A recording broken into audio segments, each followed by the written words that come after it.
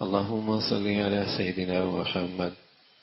وعلى آل سيدنا محمد وبارك وسلم. اللهم صل على سيدنا محمد وعلى آل سيدنا محمد وبارك وسلم.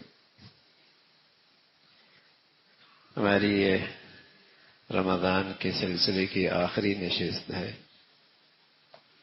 اور صبح بھی میں نے عرض کیا تھا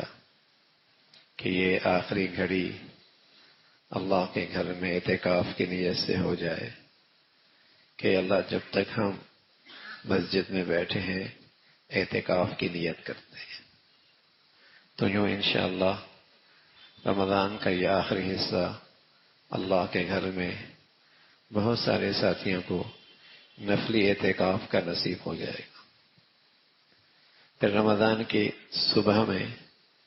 ہم نیکی کے فوائد بتلایا کرتے تھے اور گناہوں کے نقصانات جو اللہ اور اللہ کے رسول نے بتائے ہیں وہ بھی عرض کر دیتے تھے، اور عصر کے بعد بھی پیارے رسول صلی اللہ علیہ وسلم کی احادیث سے زندگی کے مختلف پہلوؤں پر آپ کے ارشادات اور آپ کی رہنمائی اس کا تذکرہ چلتا رہا۔ آج ہماری سلسلے کی یہ آخری نشست ہے، تو ہم نے یہ سوچا کہ اس پوری مہینے کی جو ایک خلاصہ ہے کہ تاکہ ہماری زندگیاں نیکیوں پہ آ جائیں اور ہماری زندگیوں سے گناہ اور ان سے پرہیز آسان ہو جائے، اور اللہ کے نبی صلی اللہ علیہ وسلم نے جس زندگی کی رہنمائی فرمائی ہے اس پہ آنا ہم سب کے لیے آسان ہو اور اس پہ استقامت ملے، تو تقریباً 7 چیزیں ایسی ہیں، 3 چیزیں ایسی ہیں جن سے اگر پرہیز کر لی جائے اور ان سے احتیاط کر لی جائے تو اللہ کی ذات سے امید ہے گناہوں کے سلسلے سے آدمی کی زندگی محفوظ رہ سکتی ہے اور آہستہ آہستہ سارے گناہ چھوٹ سکتے ہیں۔ اور 4 چیزیں ایسی ہیں اگر اس کا اہتمام ہو جائے اور اس کی طرف فکر ہو جائے تو اللہ کریم کی ذات سے امید ہے کہ زندگی نیکیوں پہ آنے لگے گی اور ساری نیکیوں کا اور اطاعت کا سلسلہ شروع ہو جائے گا۔ تو وہ 3 چیزیں جن سے ہم احتیاط اور ہمت کر کے جس سے ہم احتیاط کر لیں، ان میں پہلی چیز ہے ظلم ہے، خواہ ظلم مالی ہو، جانی ہو، زبانی ہو، کہ ہماری زندگی میں ظلم نہ آئے، جانی لحاظ سے، مالی لحاظ سے، زبان کے لحاظ سے، اور اس میں سب سے زیادہ جو کوتاہی ہوتی ہے زبانی ظلم سے ہوتا ہے۔ غصے میں کچھ کہہ دیا، تکبر میں کچھ کہہ دیا، بڑائی میں کچھ کہہ دیا، کسی کی عزت نفس مجروح کر دی، کسی کو رسوا ذلیل کر دیا۔ تو پہلی چیز جس سے ہم بہت احتیاط کریں وہ ہے ظلم سے بچیں، کہ مالی طور پر بھی کسی حق مار لینا، تھوڑا ہو یا زیادہ، یا کسی کو ناحق تکلیف پہنچانا، یا کسی کو بے آبرو کرنا، رسوا کرنا، اس کی عزت نفس پہ حملہ کرنا۔ تو پہلی چیز جس میں بہت اہتمام ہو، ظلم نہ ہو ہماری زندگی میں، ہماری زندگی ظلم سے پاک ہو، یعنی دوسرے لفظوں میں یہ ہو کہ بد اخلاقی نہ ہو، بد اخلاقی نہ ہو، نا انصافی نہ ہو، ہاں، کسی کا حق لے لیا، کسی کا مال لے لیا، کسی زمین کا زمین نہیں دے رہے، کسی کا حق نہیں ادا کر رہے،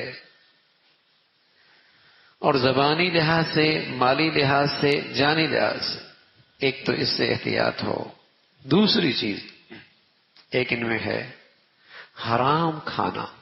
حرام کمانا، مشتبہ کھانا، اس سے تمام ظلمات اور قدورات پیدا ہوتی ہے۔ بڑی بے احتیاطی ہوتی ہے اس میں کہ اس بات کی فکر نہیں ہونی تھی کہ یہ چیز کی اس میں حرام کی ملاوٹ تو نہیں ہے، بعض اوقات باہر سے چیزیں آ رہی ہوتی ہیں،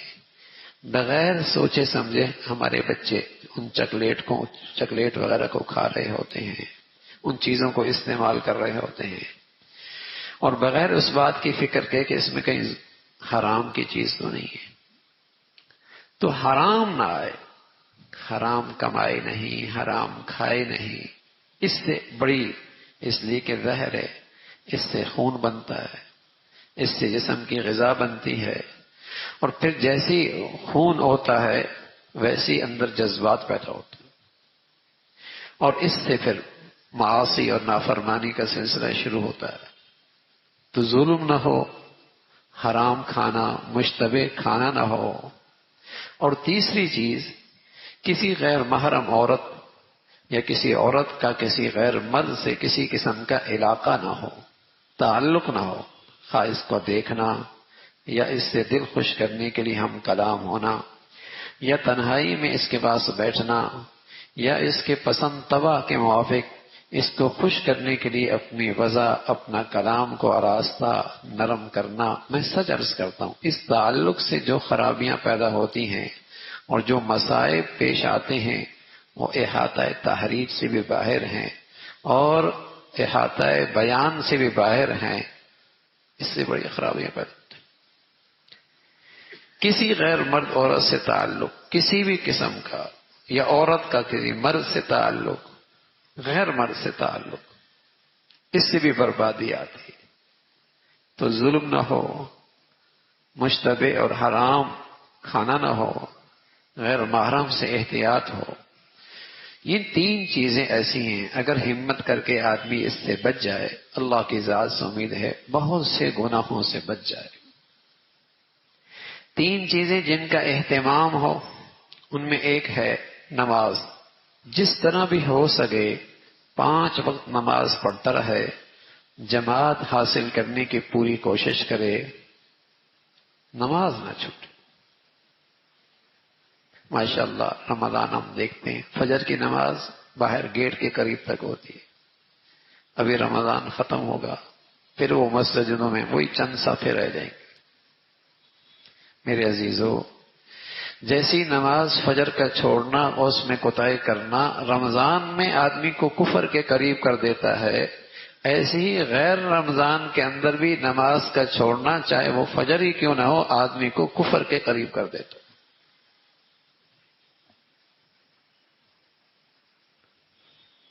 من ترک الصلاۃ متعمدا فقد کفر، جو جان بوجھ کے نماز چھوڑ دیتا ہے اس نے تو وہ کام کیا جو ایک کافر کرتا ہے، مسلمان تو یہ کام نہیں کرتا۔ تو جس چیز کا بہت اہتمام کی ضرورت ہے، نماز جماعت کے ساتھ مسجد میں کچھ بھی ہو نماز پڑھنی، سفر میں ہے، حضر میں ہے، مسجد مشکل ہے، نماز نہ چھوٹے، وقت پہ نماز ہو۔ اس کی برکت کیا ہوگی؟ اس کی برکت سے نیکیوں کا سلسلہ شروع ہو جائے گا۔ ان الصلاۃ تنہی عن الفحشاء والمنکر، نماز میں یہ صلاحیت اور طاقت موجود ہے کہ اس کی زندگی گناہوں سے پاک ہونے لگ جائے۔ تو نماز کا بہت اہم، اپنے گھر کی عورتوں سے بھی، اپنے بچیوں سے بھی، اپنے بچوں سے بھی نماز، بچوں کو ساتھ لے کے آئیں، ادب میں اس کو ساتھ کھڑا کریں۔ جیسے آپ ماشاءاللہ بچوں کو سویرے سویرے اسکول بھیجنے کا اہتمام کرتے ہیں، ایسی اپنے بچوں کو سویرے سویرے مسجد میں لانے کا بھی اہتمام کریں، اپنے ساتھ ان کو نماز میں لے کے آئیں۔ اسکول میں تو بچے اپنے اہتمام سے نہیں جاتے، بلکہ اسکول میں تو وہ جانا بھی نہیں چاہتے، بلکہ وہ اسکول سے تو وہ رخصت اور چھٹی چاہتے ہیں، لیکن ماں باپ کا اہتمام ہوتا ہے اور بچوں کو جانا پڑتا ہے، تو نماز میں کیوں نہیں، اللہ کے گھر میں کیوں نہیں؟ تو مرد جب اہتمام کریں گے، مائیں اہتمام کریں گی، بڑا بھائی اہتمام کرے گا، بڑی بہنیں اہتمام کرے گی، بچوں کی ذہنیت بنے گی، بچیوں کی ذہنیت بنے گی کہ مسلمانوں کے گھروں میں نماز نہیں چھوڑی جاتی، مسلمانوں کے گھروں میں نماز نہیں چھوڑی جاتی، مسلمان تو وہ ہوتا ہے جو نماز نہیں چھوڑتا، ذہنیت بنے گی۔ تو نماز جماعت کے ساتھ مسجد میں پیارے نبی فرمایا کرتے تھے منافق کے لیے فجر کی نماز بھاری ہے، مسلمان کے لیے نہیں، منافق کے لیے بھاری ہے۔ یہ تو کوئی بات نہ ہوئی، عید کی نماز فرض نہیں اور ماشاء اللہ ہر مسلمان مسجد میں اور عیدگاہ میں، اور فجر کی نماز فرض ہے، مسلمان مسجد میں نہیں، عید کی نماز تو واجب ہے، اور الحمدللہ ہر مسلمان مسجد میں، ہر مسلمان عیدگاہ میں مبارک ہونا چاہیے۔ لیکن اس سے بڑھیا نماز مسلمان کی تو فجر ہے۔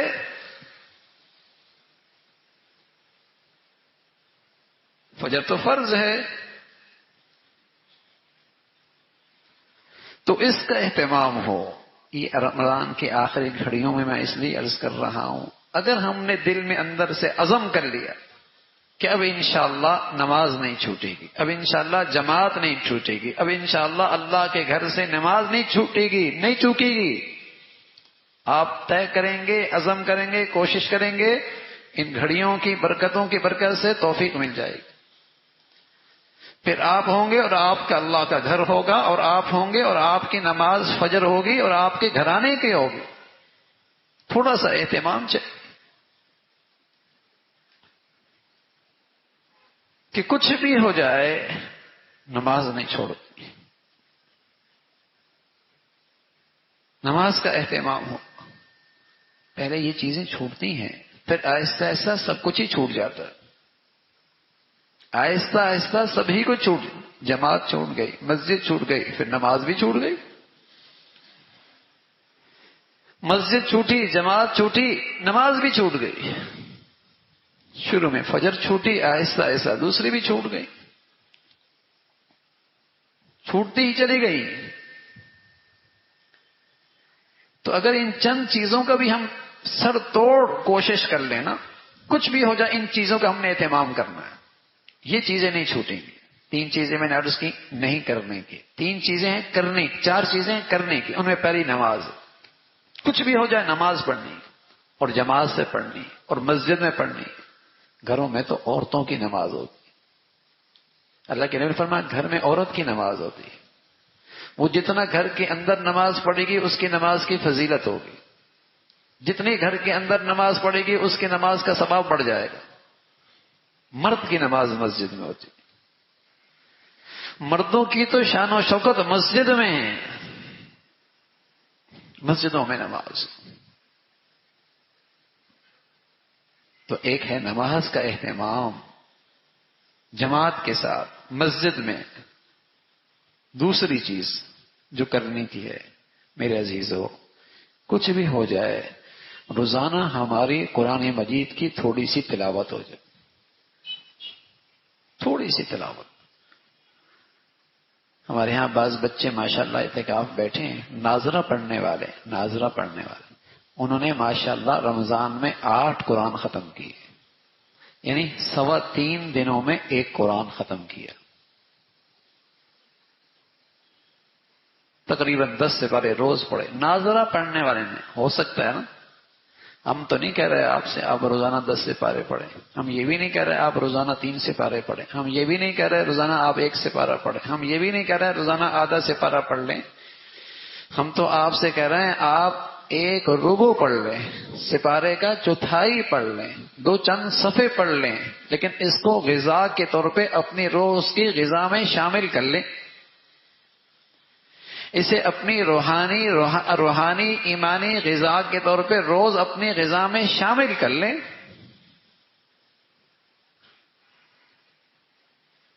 کوئی دن ایسا نہ ہو کہ آپ کی تلاوت نہ ہو، نہیں پڑھی ہوئی ہے سیکھ لو نا میرے عزیزو، مرنے سے پہلے سیکھ لو، یہ قرآن کا حق ہے، سیکھ لو، اسے پڑھنا سیکھ لو۔ تو کچھ بھی ہو جائے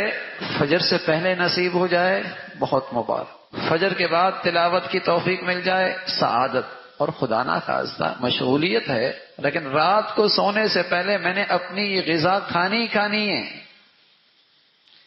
اس روحانی ایمانی غذا میں ناغہ نہیں ہوگا، یہ طے کر لے مسلمان تو قرآن کے بغیر زندہ ہی نہیں ہوتا تھا بھائی، نہ مسلمانوں کے مرد نہ عورتیں. جسمانی ناشتہ بعد میں تیار ہوتا تھا، روح اور ایمان کی غذا پہلے ہوتی تھی.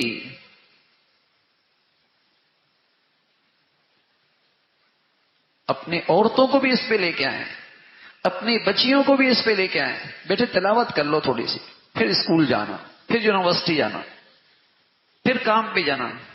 جہاں ماشاءاللہ آپ ان کی اتنی چاہتے پوری کرتے ہیں، اتنی خواہشات پوری کرتے ہیں، اتنا خیال رکھتے ہیں، آپ ان کے ساتھ یہ ہمدردی بھی تو کریں. آپ ان کو ان نیکیوں پر بھی تو لے کے آئیں کہ گھر میں جو بھی رہے گا روزانہ قرآن کی تلاوت کرے گا. روٹی بھی تو روزانہ کھاتے ہیں، ناشتہ بھی روز کرتے ہیں بھائی. یہ اس سے بھی زیادہ ضروری ہے کہ ہماری روز کی غذا میں قرآن کی تلاوت ہو.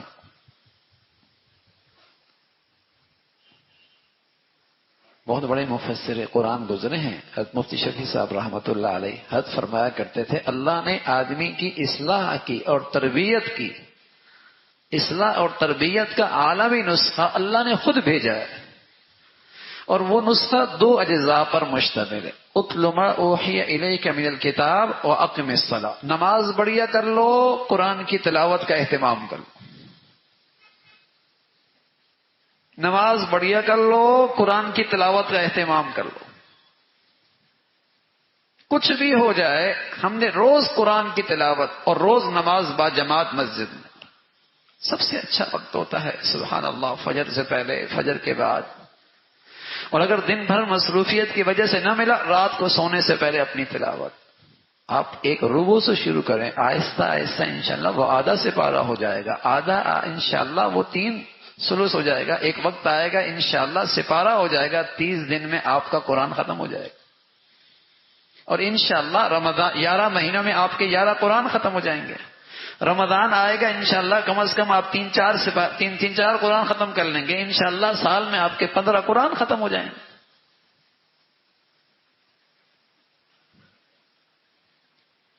وقت میں برکت ہوگی، قسم خدا کی زندگی میں برکت ہوگی، رزق میں برکت ہوگی، صحت میں برکت ہوگی. اللہ کے لیے وقت دیں گے، اللہ آپ کا وقت بڑھا دے گا، اللہ آپ کی صحت بڑھا دے گا، اللہ آپ کے کاموں میں برکت دے دیں گے. یا ابن آدم تفرغ لعبادتی املؤ صدرک غنا واسد فقرک. آدم کے بیٹے کچھ وقت میرے لیے نکال، میں تیرے فقر کے دروازے بند کر دوں گا، اور تیرے فقر کے سارے دروازے ختم ہو جائیں گے، بندش ہو جائے گی. اور اگر آپ کے پاس میرے لیے وقت نہیں، تیری زندگی کی مشغولیت اتنی بڑھا دوں گا، ایک سوراخ بند ہوگی دوسری کھلی ہوگی، ایک بند ہوگی دوسری کھلی ہوگی، ہر روز ایک نئی سوراخ نئی مصیبت کھڑی ہوگی. وَلَمَّا صُدَّ فَقْرًا أَمْلَوْ يَدَكَ شُغُلًا. زندگی مصروفیت سے بھر دوں گا، اور اسی جھمیلوں میں مر جائے گا، انہی جھمیلوں میں رخصت ہو جائے گا. تو نماز بڑھیا ہو، تلاوت بڑھیا ہو. تیسری چیز فرمائی کہ جب کوئی لغزش ہو جائے، اور ہو جائے گی، آنکھ سے بھی ہو جائے گی، زبان سے بھی ہو جائے گی، کان سے بھی ہو جائے گی، خطا ہو جائے گی، لغزش ہو جائے، کسی وقت کسی چیز کا انتظار نہ کرے، فوراً تنہائی میں جا کر سجدے میں گر کر اللہ سے خوب معذرت کرے. معافی مانگنے میں دیر نہ کرے، معافی مانگنے میں دیر نہ کرے. جہاں خطا ہوئی، غلطی ہوئی، موقع ہے تنہائی میں جائے، سجدے میں گر جائے، اللہ سے معافی مانگ. ایسا جگہ موقع نہیں مل رہا، دلی میں اللہ سے معافی مانگ، بیٹھے بیٹھے اللہ سے معافی، چلتے چلتے مانگ لے، سفر کرتے کرتے معافی مانگ لے. کچھ بھی ہو جائے فوراً لغزش ہو گئی، غلطی ہو گئی، معافی مانگ لے. اور اگر رونا آوے تو رو لے، ورنہ رونے کی صورت ہی بنا دے. یہ کرنے کا کام ہے، نماز کرنے کا کام ہے، تلاوت کرنے کا کام ہے، اور توبہ و استغفار فوراً جہاں لغزش ہوئی، اس لیے کہ سیاہی بڑھتی چلی جاتی ہے، سیاہی گناہ کی بڑھتی چلی جاتی ہے، اور بس اوقات جب آدمی معافی نہیں مانگتا، بڑھتے بڑھتے پورا دل اس سے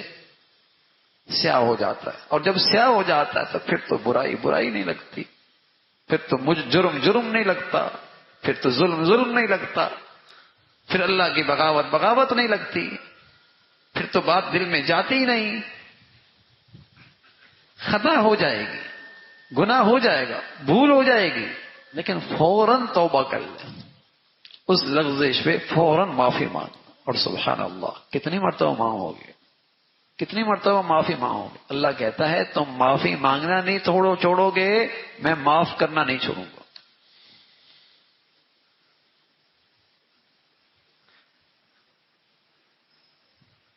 رات کو سونے سے پہلے بستر پہ جا کر 10-12 مرتبہ دن بھر میں جو بھولے سے ہو گئی، جو مجھے یاد بھی نہیں ہے، بیٹھے بیٹھے اللہ سے معافی مانگ، استغفر اللہ استغفر اللہ استغفر اللہ، اللہ پھر قصور ہو گیا، پھر یہ غلطی ہو گئی، اللہ معاف فرما دے۔ تو جیسی غلطی ہوئی فوراً معافی مانگ لیں، نہیں تو رات کو سونے سے پہلے اپنے دن بھر کا جائزہ لے کر اللہ سے معافی مانگنا۔ اب یقین جانیں، حکیم الامہ تھانوی رحمۃ اللہ علیہ فرمایا کرتے تھے، جو شخص رات کو سونے سے پہلے روزانہ ایسا کر لے گا، 2 چیزوں میں سے ایک انعام ضرور ملے گا، یا تو اسے یہ ملے گا کہ اس کی زندگی کے گناہ چھوٹ جائیں گے، اس لیے کہ شیطان روز اپنی محنت کو ضائع ہوتے جب دیکھے گا، اور اس کا روز معافی مانگنا جس سے اس کا اللہ کا پیار اور بڑھ رہا ہے، اسے بڑی تکلیف ہوگی، وہ اس پر محنت کرنا ہی چھوڑ دے گا، اور اس کی زندگی گناہوں سے پاک ہو جائے گی۔ اور اگر گناہ ہو بھی گیا، جب روزانہ رات کو معافی مانگتا ہے تو ایک دن کے گناہ ہوئے نا بھائی، اگر درمیان میں چلے گئے تو اللہ ایک دن کے ویسے ہی معاف فرما دے گا۔ اس سے آسان نسخہ تو پاک صاف رہنے کا کوئی نہیں ہے بھائی، اس سے زیادہ پاک صاف رہنے کا اور کوئی نسخہ نہیں۔ روزانہ معافی مانگے، 5 منٹ بھی نہیں لگتے، بستر پہ گئے، آخری سونے کا وقت ہے، آپ ہیں اور آپ کا اللہ ہے، ندامت کا استغفار کر لیں۔ تو نماز، تلاوت، توبہ، استغفار، اور چوتھی چیز ہے دین سیکھنا، خواہ کتابوں سے ہو اور علماء کی صحبت سے ہو، بلکہ کتابوں کے ساتھ ساتھ علماء کی صحبت، دینداروں کی صحبت ضروری ہے۔ میں بھی بچوں سے نیچے کہہ رہا تھا، بچوں کی زبان میں بات کر رہا تھا، میں نے کہا اگر تار کھمبے سے گر جائے اور پاور ہاؤس سے بھی کٹ جائے تو کون اٹھاتا ہے؟ چرسی اٹھاتا ہے، کوئی ہیرونچی اٹھا لیتا ہے۔ پاور ہاؤس سے بھی کٹ گئی، کھمبے سے بھی کٹ گئی تو اس کے مزے بن گئے، اٹھا کے لے جاتا۔ مسلمان بھی جب دین کے ماحول سے کٹتا ہے نا بھائی، دین کے پاور ہاؤس سے کٹتا ہے تو کوئی نہ کوئی شیطان اسے اچک کے لے جاتا ہے، کوئی نہ کوئی شیطان اسے اچک کے لے جاتا ہے۔ اپنی دینداری بچانی ہے، اپنے گھر والوں کی دینداری بچانی ہے تو صحبت میں لے کے آؤ، نیکی کے ماحول میں لے کے آؤ، جہاں صحابہ کے تذکرے ہوتے ہوں، نبی کی سیرت کی بات ہو، قرآن کی بات ہو، اپنوں سے اچھے دینداروں کے تذکرے ہوں، صحبت ضروری ہے۔ اور فرمایا علماء سے مراد ہمارے ہاں وہ علماء ہیں جو اپنے علم پر عمل کرتے ہوں۔ مل جائیں گے بھائی، مل جائیں گے۔ آپ بھی اچھا ڈاکٹر دیکھتے ہیں، اچھا انجینئر دیکھتے ہیں، اچھا وکیل دیکھتے ہیں، وہاں تو ہر چیز میں بہتر سے بہتر تلاش کرتے ہیں، تو انشاءاللہ ایسا نہیں کہ یہ جنس نایاب ہے، یہ جنس میں موجود ہے۔ جہاں آپ بیٹھیں اور آپ کی دینی زندگی میں ترقی ہو اور ان کی باتیں آپ کے دل پہ اثر کریں اور آپ سمجھتے ہیں کہ میری زندگی کی کائنات بدل رہی ہے، غنیمت ہے، بڑی دولت ہے، قدر کر لینی چاہیے۔ ایسی صحبت میں اپنے بچوں کو، عورتوں کو لانا چاہیے، قدر کرنی چاہیے۔ نہ قدر ہی کریں گے تو چلی جائے گی نعمت۔ تو چوتھی چیز یہ ہے کہ نیک لوگوں کی، دین والوں کی، علم والوں کی صحبت اختیار ہو۔ فرمایا جس قدر میسر ہو جائے غنیمت کبریٰ، نعمت عظمیٰ ہے، یہ اللہ کی بڑی نعمت ہے، یہ اللہ کی بڑی دولت ہے۔ ہر روز ممکن نہ ہو، ہفتے میں آدھا گھنٹہ ضرور اس کا التزام کریں، اور اس کی برکات آپ خود دیکھ لیں گے۔ الحمدللہ مجالس لگتی ہیں، کہیں ہفتے میں آپ اپنی عورتوں کو لے کے جا سکتے ہیں، بچوں کو لے کے جا سکتے ہیں۔ الحمدللہ مساجد کے اندر صبح صبح کچھ نہ کچھ درس ہوتا ہے، تبلیغ کے حلقے ہوتے ہیں، کہیں نہ کہیں کسی درجے میں ہم اپنے بچوں کو، عورتوں کو خود جڑتے رہیں گے تو ایک صحبت سے زندگی بنتی چلی جائے گی، آگے بڑھتے چلے جائیں گے، گریں گے لیکن انشاءاللہ اس صحبت کی برکت سے، اس مسجد کی برکت سے، اس تلاوت کی برکت سے، اس استغفار کی برکت سے آپ پھر کھڑے ہو جائیں گے۔ لیکن اگر یہ چار چیزیں چھوٹ گئیں، گریں گے، نہیں اٹھیں گے، سانس نکل جائے گی، ہوش نہیں رہے گا۔ یہ چار چیزیں چلتی رہیں گی نا، نماز، تلاوت، توبہ، استغفار، اچھی صحبت، یہ چلتی رہے گی، گریں گے پھر بھی، کمی کوتاہی ہو جائے گی، بھول چوک ہو جائے، لیکن پھر کھڑے ہو جائیں گے، پھر ہوش آ جائے گا، اپنی غلطی کا ہمیشہ احساس رہے گا، اپنی برائی کا احساس رہے گا۔ واللہ جو لوگ ان چار چیزوں میں نہیں ہیں، انہیں تو اپنی بری زندگی کا احساس بھی نہیں، انہیں تو اپنے گناہوں کا احساس بھی نہیں، انہیں تو یہ بھی احساس نہیں کہ ہم کوئی غلط کر رہے ہیں، چاہے ان کے گھروں میں رمضان نہیں آیا، چاہے ان کی زندگیوں میں رمضان نہیں آیا، چاہے ان کے گھروں میں رمضان نہیں آیا، چاہے ان کے گھروں میں سحری، افطاری، قرآن تلاوت، تراویح کچھ نہیں آئی، لیکن احساس بھی نہیں ہے۔ لیکن مسجد ہوگی، نماز ہوگی، تلاوت ہوگی، روزانہ استغفار ہوگا، صحبت اچھی ہوگی، غلطی ہو جائے گی لیکن احساس رہے گا، کھڑے ہو جائیں گے، پھر کھڑے ہو جائیں گے۔ تو تین چیزیں ایسی ہیں جن سے احتیاط کرنی ہے۔ ظلم نہیں کرنا کہ میری ذات سے کسی کو جانی لحاظ سے، مالی لحاظ سے، زبانی لحاظ سے میری ذات سے کسی کو تکلیف،